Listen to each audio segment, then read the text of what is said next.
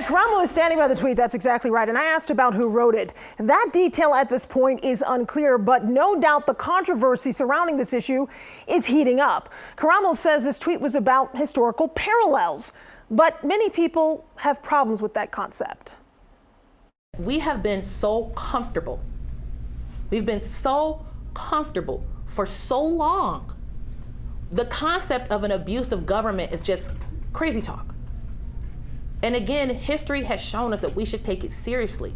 Michigan GOP chairwoman Kristina Karamo says this tweet is meant to be about learning from history, the potential tyranny of the government if Second Amendment rights are infringed on. And any notion that the Michigan Republican Party drawing comparisons between historical events and the Democrats' push to disarm the people of Michigan is somehow offensive or bigoted is flat out dishonest. So let's take a look at said tweet from the Michigan GOP saying, history has shown us that the first thing a government does when it wants total control over its people is to disarm them, along with a quote from President Reagan. But the controversial part is this picture and text. Quote, before they collected all these wedding rings, they collected all the guns. A reference to the genocide of Jewish people during World War II. It's not just a trivialization of the Holocaust, it becomes a trivialization of anti-Semitism and of hate. Rabbi Lopatin, executive director of the Jewish Community Relations Council, was at Wednesday's press conference as chairwoman Karamo sought to explain the tweet. I happened to be sitting next to him and caught some of their exchange. There's a difference between learning from history and exploiting history and trivializing history. And I want to know, did your group ask any Jews? Let me ask you this. Do you speak for every Jewish person? Absolutely not. But okay, yeah. So you speak for yourself. No, there I are plenty, speak listen, for, I know. the Federation of Michigan. You speak for, sir, you speak for yourself.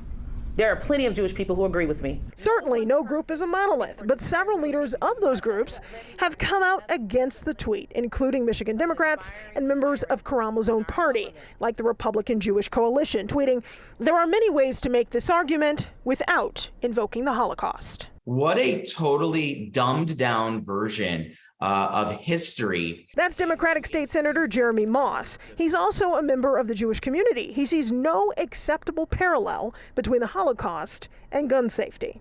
We have never once heard a single Jewish person in discussing the impacts of the Holocaust wish that grandmothers and grandfathers and infants and children who were gassed to death wish that they only had firearms. Do you worry that this will be a distraction from legitimate discussions about gun control? I would not allow my opponents to create a distraction. That's why I kept it focused on the issues. I speak here as a descendant of slaves who my family experienced government abuse. So I'm just really not interested in someone trying to lecture me about being sensitive.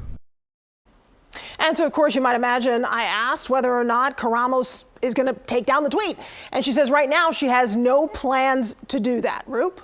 Well, when you have someone who's a leader in the Jewish community come to this news conference, sit there. Rabbi Lopatin is with the Jewish Community Relations Council.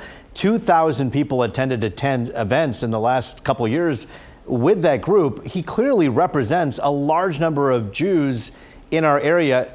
Maybe she should have been a little more respectful to the fact that he was trying to speak out for more than just himself. Yeah, Rabbi Lopatin, I thought, had some really interesting things to say, and we went in depth with him after that exchange that you saw during the package, because I wanted to know, what is the line? It's true that there are going to be historical facts, and we have to reference things that are absolutely dark parts of our history that could have potential parallels to today. And I think he said that the line is crossed here because obviously genocide is not the same as gun control. And so that may have been a clumsy attempt at making a parallel. I think a lot of people are saying that today. Now, Karamo is maintaining her position that she believes that it's critical to have these very important and difficult discussions sometimes, and she does see the lines being drawn between the two events. But obviously you can tell, Roop, that there are a lot of people who are outraged by the tweet and outraged by the fact that the GOP has continued to keep it up. It's something that we're going to be continuing to follow. And I also asked her, hey, is there a tipping point? Is there a point at which donors have pulled away so much, or you have a certain part of your constituency that's so outraged that you decide to take down the tweet? And as of now, she says, Roop, I'm not doing that.